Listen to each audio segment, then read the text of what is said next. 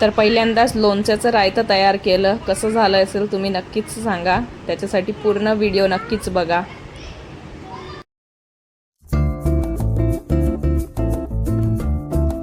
हे guys, good morning, welcome back to my channel. तर मी तसं तुम्हाला बोलली होती की मी लोणचं करणार आहे. तर आज मी फायनली बनवणार आहे. कारण आता आज नाही बनवल्या तर त्या कैऱ्या अशा पिकून जातील, लोणच्यासाठी त्या युजफुल नाही होणार. तर व्हिडिओ शेवटपर्यंत नक्कीच बघा. मी पूर्ण दाखवणार आहे तुम्हाला मी कसं काय लोणचं बनवणार आहे आणि पूर्ण प्रोसेस, रेसिपी वगैरे. तर आता मी कैऱ्या धुवून त्यांना स्वच्छ एक कैरी पुसून साईडला ठेवणार आहे आणि मग त्यांना कट घरी नाही करणार आहे, मी बाहेरून करून आणणार आहे. तर गाईज, इथं एक कैरी धुवून पुसावी लागते. जसं जसं माझ्या मम्मी मला सांगते आहे फोनवर, तसं मी सगळी एक स्टेप बाय स्टेप करते. तर मम्मीने सांगितलं अजिबात पाण्याचा थेंब राहिला नाही पाहिजे, पूर्ण व्यवस्थित त्याला असं चोळून धुवायची आणि मग पुसायची, सगळं निघून जायला पाहिजे घाण. तर बस मी इथं बसून तीच प्रोसेस करते. मुलं खूप त्रास देत आहे मला, पण म्हटलं ठीक आहे, करायचं तर आहेच. बघा मी इथे यशला रागवते पण आहे.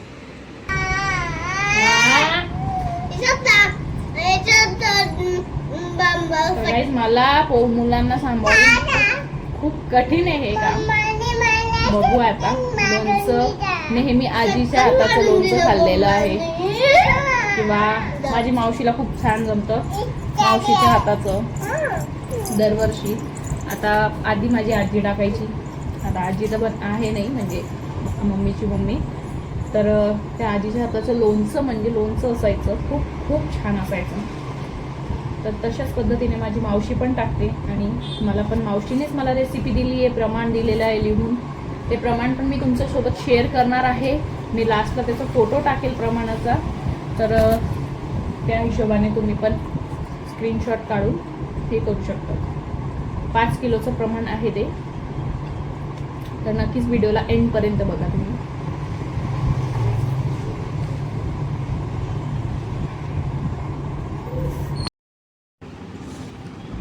तर गाईज, मी इथं धुवून पुसून झाले होते कैरी. तर मी इथं हे वरचं काढून घेत होती, कारण आपण जेव्हा कापायला बाहेर घेऊन जातो तेव्हा ते लोक नाही कापून देत. तरी आपल्याला घरूनच कापून घेऊन जावं लागतं. आता मला ही गोष्ट माहिती नव्हती की आजच कैऱ्या कापल्या जातील की नाही. मला दर्शनने सांगितलं होतं की आपण आजच जाऊ, बट आज कोणीही अवेलेबल नव्हतं कापायला, किंवा आम्ही 2-3 ठिकाणी तपास केला तरी पण आम्हाला नाही भेटलं कोणी. तर मग त्या कैऱ्या अशाच पडून राहिल्या आज.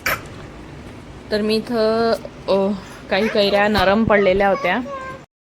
तर 4-5 कैऱ्या तर थोड्या नरम पडलेल्याच होत्या, कारण 2 दिवस झाले होते कैऱ्या आणून. त्याच्यामुळे मी आजच घाई केली खूप. मी बरेच ठिकाणी फिरली पण मला ते नाही मिळालं, कट करायचं पण नाही मिळालं आणि मला घरी जमलं पण नसतं कदाचित. म्हटलं घरी रिस्क नाही, मुलं पण आहेत, त्याच्यामुळे घरी कुठलीच रिस्क मला घ्यायची नव्हती. मला कट बाहेरूनच करून आणायचं होतं. ठीक आहे म्हटलं, एक दिवस अजून लेट होईल तर चालेल, पण मग घरी नको, माझी मुलं खूप आगाऊ आहेत.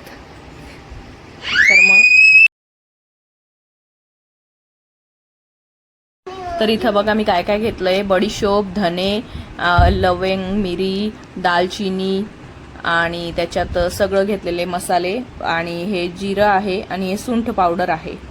आणि जे मेथी असते, मेथी मी वेगळी दळून ठेवलेली आहे, त्याला पण मी असं दळून घेतलंय. सगळं थोडं थोडं दळून घेतलंय, पण बारीक नाही करायचं अजिबात. एवढे लसूण घेतले मी ताटली भरून.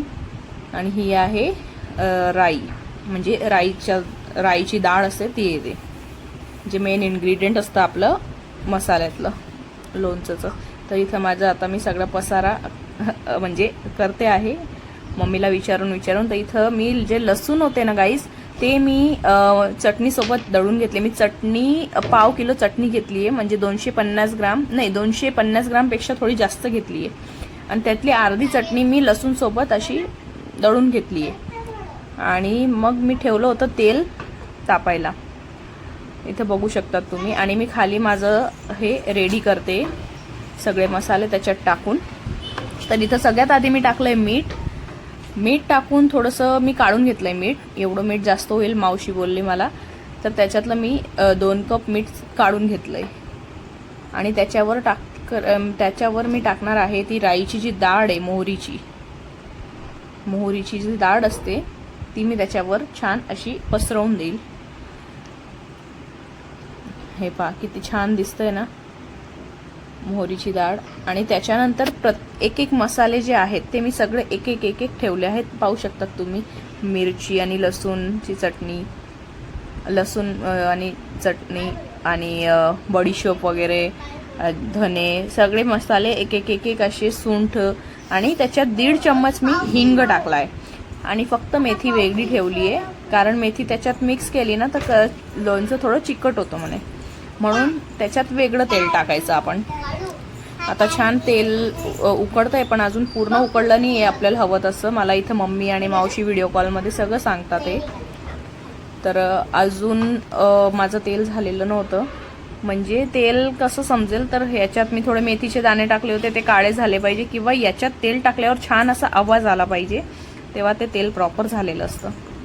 तर हा जो लसूण आहे ना तो पण थोडासा ब्राउनिश झाला पाहिजे. तर मी लसूण टाकून चेक करत होती, तर 15 ते 20 मिनिटांनी माझं तेल छान गरम झालं होतं. तर मी आहे ना जे सगळे एक एक मसाले टाकले होते, आधी तर याच्यात तेल टाकून दिलं मी वेगळं, ते त्याला तेलात थोडा वेळ राहू दिलं. आणि हे जे एक एक मसाले होते, बडीशोपवर थोडंसं तेल टाकलं, थोडंसं धने जिरे असं थोडं तेल टाकलं त्याच्यावर चमच्याने, आणि छान मिक्स करून घेतलं हाताने, तुम्ही पाहू शकतात. आणि मिक्स केल्यानंतर थोडंच तेल चटणी टाकून घ्यायची, आणि बाकीचं तेल तसंच थोडंच टाकायचं. मी एकदम डायरेक्ट उचलून नाही टाकून दिलं मी, आणि मेथी पण टाकून दिली लास्टला. मग तर इथं ते मेथीचं पण टाकून दिलं होतं मी तेल, ते सगळं टाकून दिलं होतं. आता सगळं तेल वगैरे सगळं मिक्स झालेलं आहे. थोडं करून मी 2 किलो तेल यूज केलेलं आहे इथं गाईज. 2 किलो प्रॉपर तेल मला लागून गेलं होतं इथं. तर हे कैऱ्या तर फोडल्या नाही, म्हणून मी अशा पिशवीतून परत बाहेर काढून ठेवल्या. तर गाईज तुम्हाला माझा आजचा व्लॉग आवडला असेल तर प्लीज लाईक, सबस्क्राईब, शेअर आणि फॉलो करा. आणि मी डिस्क्रिप्शनमध्ये पण देईल सगळं.